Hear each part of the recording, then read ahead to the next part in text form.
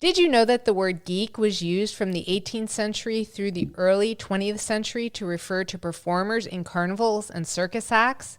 The word has been reclaimed in the 21st century as a positive term to describe an enthusiast or an expert in a field or activity or a member of a fandom. We'll discuss this and other interesting facts about geek culture with William Morgan on this episode of The Curious Professor.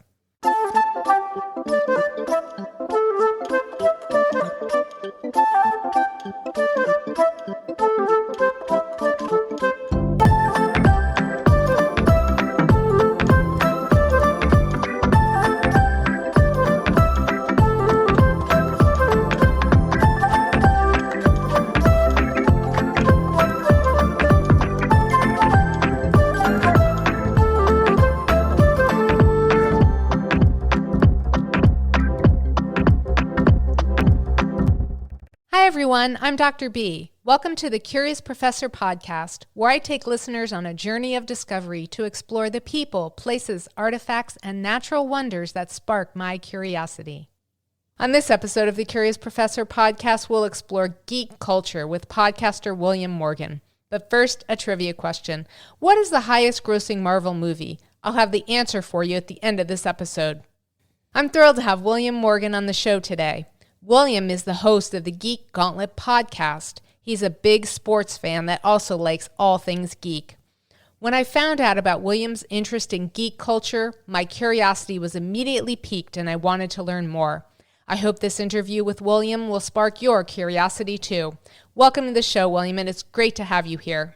Thank you for having me. Let's start with your podcast. How did you get interested in podcasting? Well, it started out as a hobby and it's kind of become a lifelong thing. I started doing pro wrestling about 12 years ago. And from pro wrestling, I've done everything from that to general sports, interviews with some very successful people. Now I'm doing geek culture and I'm back doing professional wrestling as well. So it's been fun and I really enjoy it. What do you like most about podcasting? Just being able to, because I don't do any shows alone. I always have a co-host or two. And like Geek Gauntlet, I have Shaw. Sports Report, I have Tony and Seven. When I do Paradigm Shift Wrestling Podcast, I have Josh and Tommy. And always hanging out pretty much with your friends about whatever topic you're discussing makes it really fun. So the camaraderie is something that's appealing to you? Yep. And what do you find most challenging about podcasting? Oh my goodness. First of all, finding guests can be kind of hard. That can be the most challenging. I've been lucky so far. You know, I've talked to people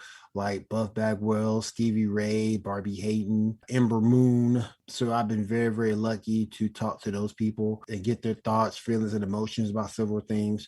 But that's been the hardest thing, is finding guests. And a lot of times you have to maybe go to Facebook, Twitter to ask, but that's the most challenging part of it. So tell us about your show, the Geek Gauntlet podcast. The Geek Gauntlet podcast, we go over everything that happens in geek culture, and we try to do it in under an hour. Most of the time we're successful, but there's some days that we're not because the week is so news heavy. What we do, we go over all the TV shows that we see out there pertaining to geek culture, like Superman and Lois, Batwoman, which is actually on right now. But Batwoman, Legends of Tomorrow, The Flash. We also talk about the animated world as well, Star Wars, The Bad Batch. We do it all on Geek Gauntlet. Movie releases, we've done trailers before. We also delve into a lot of geek topics too. So anything in the world of geek, we cover it, and our shtick is try to cover it within that hour or less. And for those of us who are unfamiliar with the term, how do you define geek culture? I'm gonna say this, and I'm gonna try to be very as respectful as possible with it. When you look at geek culture, that's just a nice way of saying nerd culture. Same thing for the most part, but the only difference between then and now it's cool to be a part of nerd culture or geek culture. It's cool, whereas back then it wasn't really cool. So that's the difference. And again, you can get away with it now, but maybe 5-10 years ago, nope. So I was going to ask you if you think there's a difference between the word geek and nerd, or are you using them interchangeable? I think nerd too can also mean you're like a scholar. You're very smart. in the world of education. You can also use it for that as well. So there is some discrepancies there, but again, pretty much they're along the same lines. I remember when I was young, I think you and I are probably around the same age, but when I was young, there was a movie called The Breakfast Club, which I'm sure you remember. Yes. Yes. So Anthony Michael Hall's character in that movie was kind of the classic geek or nerd. But today it seems like, as you said, they're using the term in more positive connotations. So how do you feel that geek culture has evolved from the 1980s to today? I think it's good because the more you broaden that out, the more people know about it and can tag into it and get interested in some of this stuff. Because again, you look at what the DCEU is doing, you look at what the MCU, DC and Marvel movies, everybody gets into those, and that can be a springboard into the culture. I want to know more about this character. I want to know more about that character. What can he do? What can she do? Then you start moving along to the streaming services like Disney Plus. You can watch Scarlet Witch. You can watch what's going on right now on Loki. So it brings a lot of people together, and it's something that typically isn't harmful. So do you think that with the popularity of things like Marvel, for example, that it's broadened the spectrum of people that may be interested in the geek culture? Yes, much so. So I've also heard the term used, a fanboy or a fangirl. So can you explain what is that? And do you think you are one? Sometimes we have our characters who we think is just amazing. They can never lose a fight and things like that. You see a lot of that in anime. Goku can beat Superman. Well, he's lost both fights against Superman, but fanboys will still make excuses for him. That's just an overzealous person who happens to be in love with that one character. And I don't think I'm one, because I don't have one character I look at more than the other. I think I'm more of the whole body of work. We all have our favorites, of course, but being a fanboy, you're not objective with that character at all, because you think that character is the end all be all. And I try not to sway that way, because I know that's not true. Every hero has a weakness. Every villain has a weakness and can lose a fight at any given time. So it's not really good to be a fanboy at all. Do you consider yourself more of an objective observer of geek culture because you have your show, which is more of a news show then? Yeah, I look at the whole body of work, the whole shebang, and you have to be objective to it. And a lot of people can't be objective to it, because again, we all have our preferences. We all have what we like. You know, one person could be a DC fan, another person will go to Marvel and always say their characters would be better than DC's and vice versa. But I just think it's better to look at it from an objective standpoint.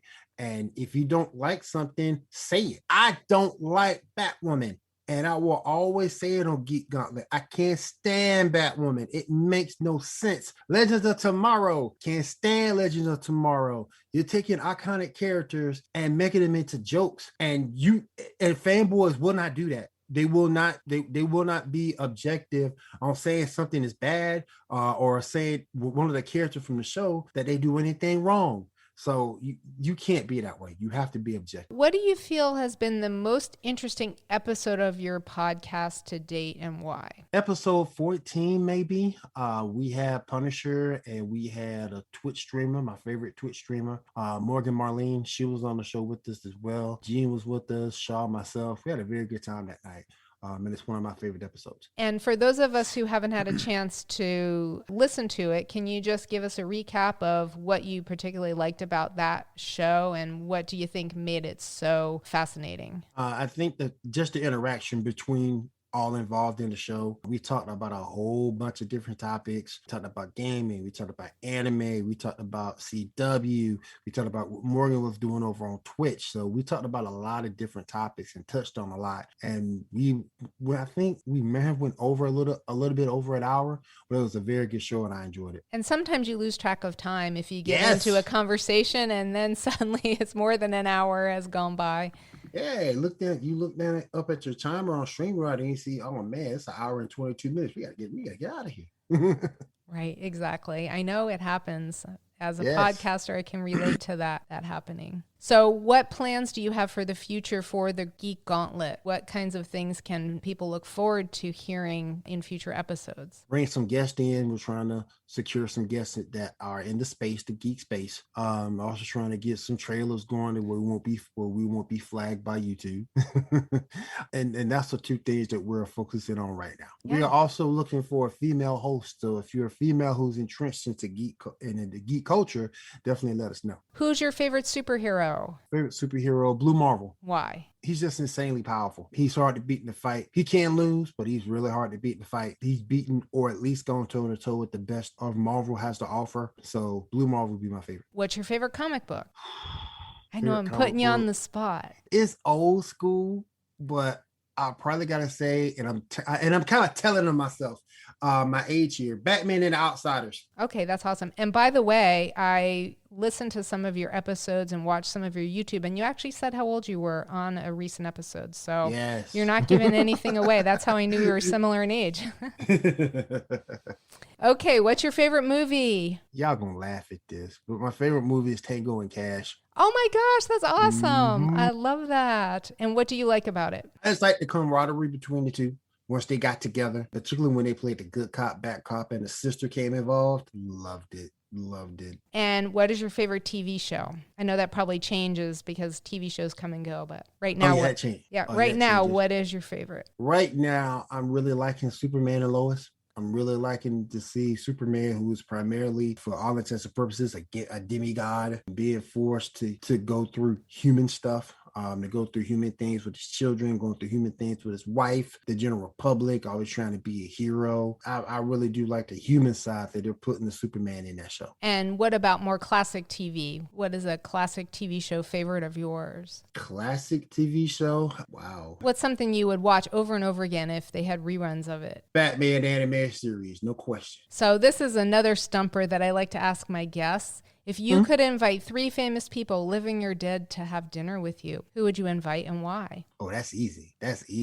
Gal Gadot would be 1. Scarlett Johansson would be 2. And the third person, Melissa Benoist. So basically, I'll be having dinner with Wonder Woman, Black Widow, and Supergirl. So you can't beat that. Is there anything else you'd like to tell us about you and your work? I'm a single dad. I have 3 kids. I have a 26-year-old and I have 2 12-year-old twins. Being a father has been the best thing in my life and will continue to be so. I love being a dad. I'm a podcast host and producer by hobby, but by trade, my day job, I'm a cell phone technician. So I love doing that as well. So that's pretty much me in a nutshell. And you spend a lot of time doing podcasts because I know how time consuming it is just to be doing one podcast, and you have a whole plethora of podcasts that you work on. So that's amazing.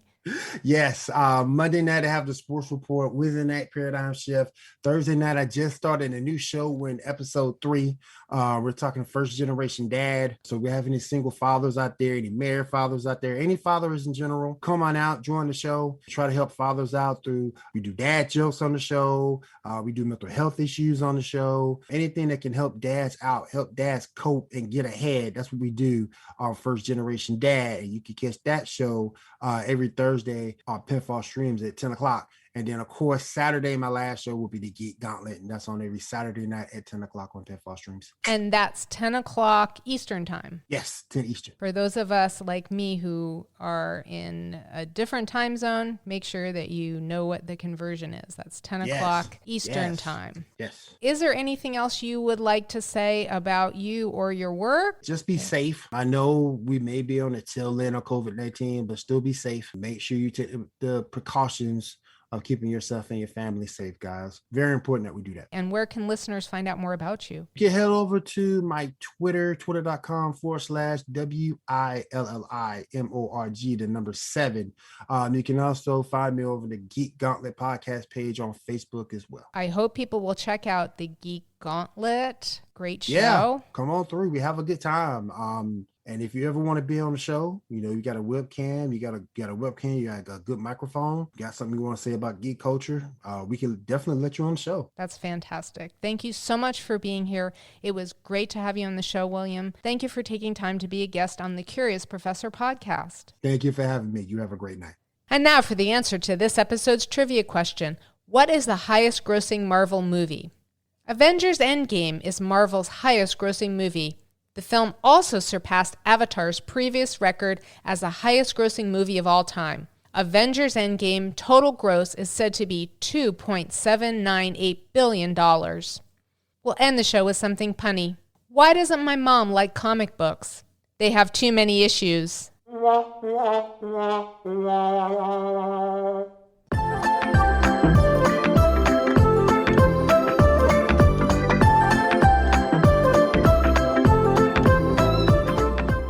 Thank you for joining me for this episode of the Curious Professor podcast.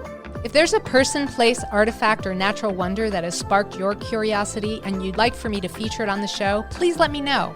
My website is thecuriousprofessorpodcast.com. If you enjoyed the show, be sure to subscribe to the Curious Professor podcast wherever you listen to podcasts. And if you'd like to become part of my community of curiosity seekers, be sure to visit my website, thecuriousprofessorpodcast.com, and join Dr. B's Hive.